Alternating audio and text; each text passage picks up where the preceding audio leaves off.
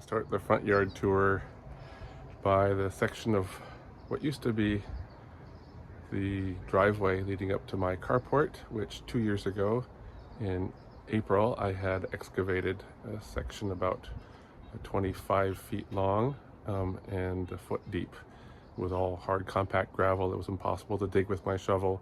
And then I filled it with a couple of different kinds of dirt and then topsoil. And I planted it. I put the brockway in, then I planted it full of plants, mostly native plants. So this is what that part will be about.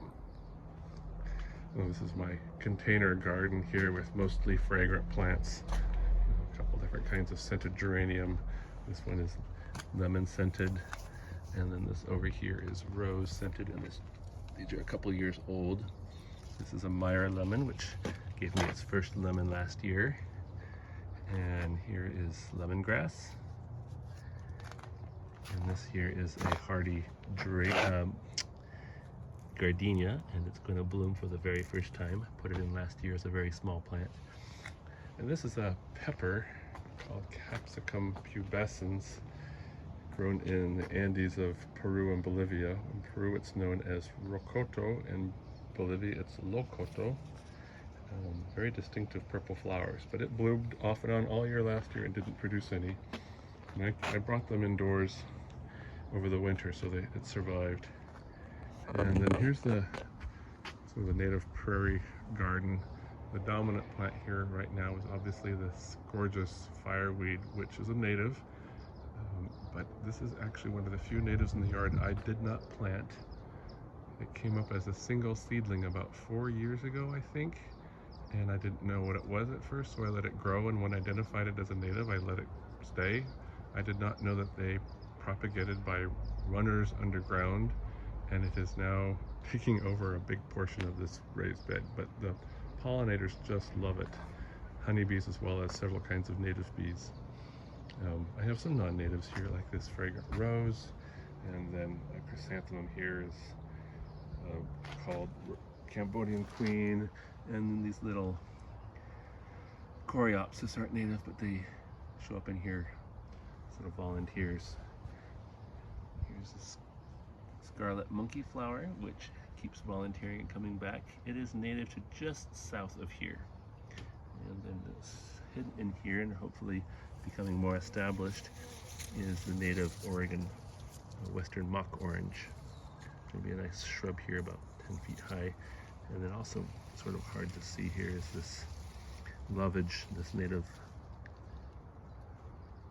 member of the carrot family that I planted last year.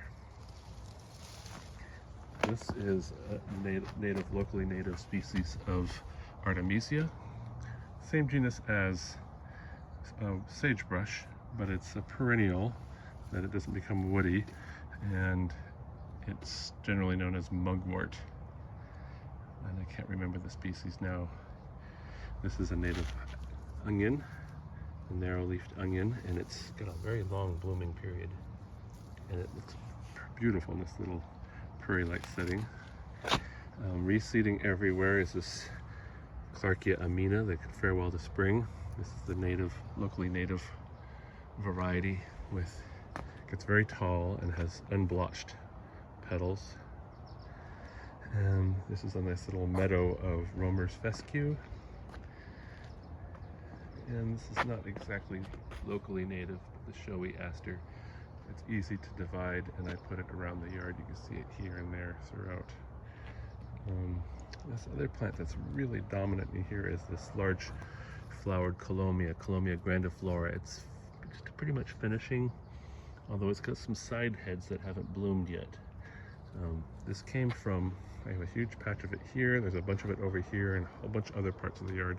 It reseeds super prolifically.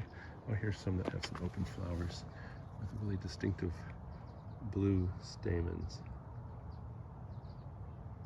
And what's odd about this, despite being a lovely native plant, I've seen very few pollinators go to it, so I don't know. One of my favorite plants here is this, what's called cutleaf silver puffs. It's a very locally native member of the sunflower family, and the flowers are only open in the morning, usually till about noon, 11 to noon, depending on how hot it is and how much sun. When the sun shines on them, they close up. So if you are a pollinator, you're gonna have to be active early in the morning. It's these really unusually speckled filaries, and then they open up into big puffs later, and it does reseed, but not prolifically. I've had 2 seedlings in 2 years, so I'm letting them grow. I let the German chamomile just go to seed this year. I have enough tea from the past couple of years. The yellow flowers here is called Oregon Sunshine, one of our great natives that reseeds and spreads a bit around the yard. Great for pollinators. There's a big red flowering currant that I had to hack back a little bit. It was getting a bit weird and lopsided. Yarrow, our native yarrow that's really good for a wide variety of pollinators. And then hidden back here is a Nootka rose, which I just planted this year. And it's a nice native plant, provides food for all kinds of invertebrates. And here and there throughout the yard, I scattered pieces of a trunk and limbs of a maple tree that some friends of mine had cut down. I've got some over here too. Some native shrubs. Even though it only gets half a day of sun, this Ceanothus cuneata seems to be doing well. And I have one of the cultivars of California, manzanita, which should become a nice big shrub there. This is a twinberry honeysuckle, and another buckbrush Ceanothus, and my coyote brush have done extremely well. These are both females. There must be a male somewhere nearby, because this year I dug up a seedling next to this one, and then this year, for some amazing reason, there are seedlings coming up all over. So I'll let them grow on and then pot them up next year and sell them as part of my plant sale. This is just supposed to provide a spot of color this year. I put this geranium and fuchsia and transplanted some nasturtiums in last week. I had tuberous begonia in there, but it rotted. I think I put it out too soon.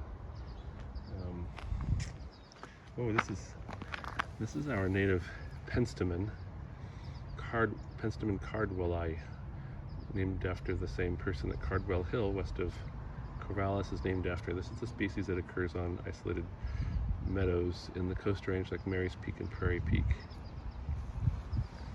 Our native Oregon sedum I have growing in these rocks that are just a barrier between the driveway and the former driveway, this planting area.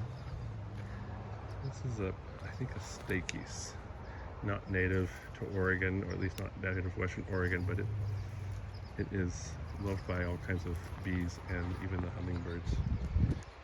There's a native goldenrod that I planted last year. More Oregon sunshine. This is California fuchsia. I have several in here. This is can be really dry and rocky over in this area, so they do quite well with very little attention. Here's the showy milkweed.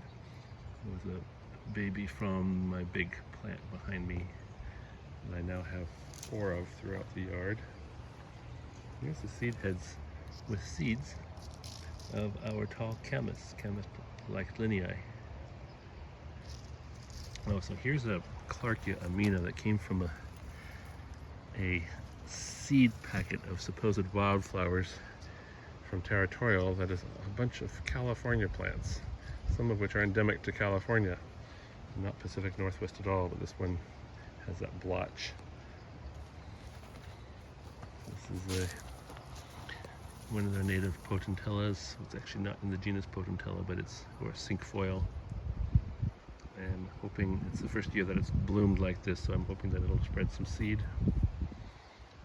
Over here I planted a couple oddball things. First of all, there's the Pearly Everlasting that was given to me by Barbara Bryson. I'm having to keep it watered this year.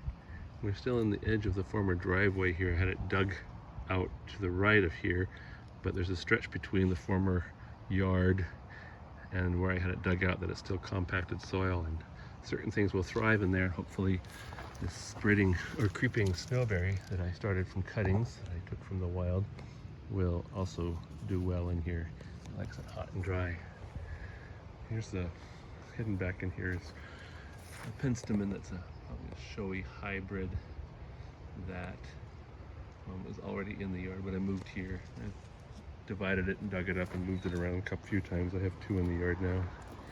And this is another goldenrod, but this is not locally native. This is native to probably southwestern Oregon and California, and it was given to me by Cynthia at Doak Creek Native Plant Nursery. Slightly different form than the native one over there. It has wider inflorescences, but probably provides the same benefits. Anyway, that's sort of the section of the garden